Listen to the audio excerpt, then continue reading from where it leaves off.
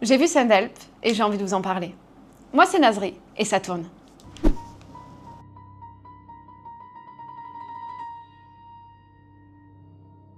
Send-Help, c'est le tout dernier film de Sam Raimi, que vous connaissez très certainement pour sa trilogie Spider-Man avec Tobey Maguire, mais qui est également le réalisateur de la trilogie Evil Dead et plus récemment de Jusqu'en Enfer.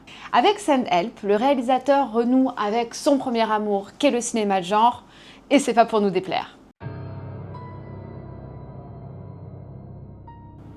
Le film raconte l'histoire de Linda Liddell, qui est jouée par Rachel McAdams, que vous connaissez très certainement pour Mean Girls ou N'oublie jamais. Son personnage est une femme acharnée de travail, elle est très bonne dans ce qu'elle fait, elle travaille dans une très grande firme qui voit arriver un nouveau président en la personne de Bradley Preston, qui est joué par Dylan O'Brien, que vous connaissez très certainement pour Le Labyrinthe. Avec l'arrivée de ce nouveau président, elle espère pouvoir évoluer dans son travail et devenir vice-président. Le seul problème, c'est que la première rencontre n'est pas la meilleure. Malgré toutes les compétences qu'elle a, il se trouve que Linda n'est pas la personne la plus présentable du bureau. Elle est négligée, elle a une relation conflictuelle avec son shampoing, elle est très vieillotte et il se trouve que lors de cette première rencontre, elle a oublié de s'essuyer la bouche et un petit bouton traîne autour. Mais on y reviendra plus tard. Ce nouveau président décide d'attribuer ce poste à un copain de fratrie de l'université, qui est joué d'ailleurs par Xavier Samuel, qui est le personnage principal du film The Loved Ones. Et si vous ne savez pas quoi regarder ce soir, je vous le conseille fortement. Malgré tous les défauts que présente Linda, il se trouve que ça reste un élément essentiel de la société. Une fusion assez compliquée avec Bangkok arrive et on ne peut se passer d'elle. Les voici tous embarqués dans un avion, le comité de direction composé d'hommes particulièrement détestables, très golden boy. Bref, l'avion s'écrase, Linda survit et avec elle son super manager toxique. Un élément particulièrement charnier est révélé dès le début du film à travers la bibliothèque de Linda, mais également ses rituels télé, c'est que c'est une très grande fan de Survivor, la version américaine de Koh-Lanta.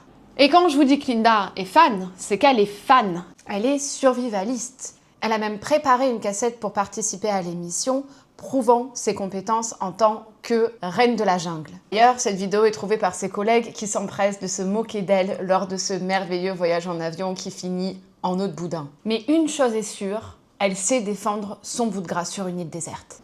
Bradley, arrivé sur l'île, est particulièrement blessé puisqu'il est immobilisé à cause d'une blessure à la jambe.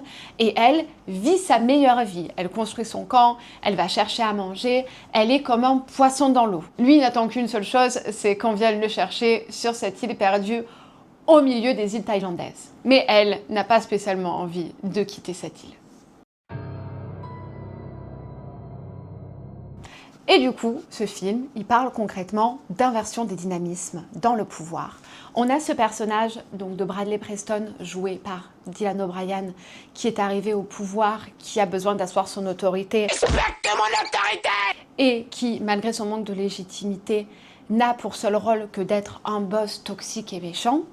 Et on a ce personnage de Linda Liddell qui, elle, passe son temps à essayer de prouver à quel point elle a de la valeur et elle est bonne dans ce qu'elle fait, sans avoir aucune reconnaissance. Et arrivée sur cette île, c'est elle qui prend le lead, lui est abîmé, elle est une experte et elle restera l'experte, et lui restera le petit bonhomme bougon qui est pas content parce qu'il n'a pas ce qu'il veut. Et outre ce que le film dit sur la société, on a un retour de Sam Raimi en grande pompe. Déjà, à travers une mise en scène qui est complètement la sienne, il adore faire des gros plans, on l'a vu dans ses films précédents, et là, il appuie là où ça fait mal. Cette fameuse scène d'introduction entre Preston et Linda Liddell, où elle l'accoste concrètement, enfin, l'accoster, elle lui saute dessus même, pour avoir une petite conversation et surtout défendre son bout de gras. Elle a oublié de s'essuyer la bouche et elle a un bout de thon qui traîne.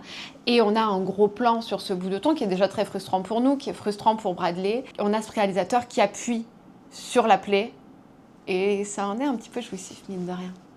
Et en plus d'être de retour avec une mise en scène qui lui est propre, Sam Raimi s'auto-référence dans son film et on le voit à plusieurs reprises. Dans un premier temps, En regardant un petit peu en arrière-plan dans les premières scènes du film, on semble apercevoir que le père tout récemment décédé de Bradley n'est autre que Bruce Campbell dans son rôle d'Ash, personnage principal de la franchise Evil Dead. En plus de ça, la fameuse scène du sanglier dont tout le monde parlera dans quelques temps est particulièrement grotesque et gore et répétitive.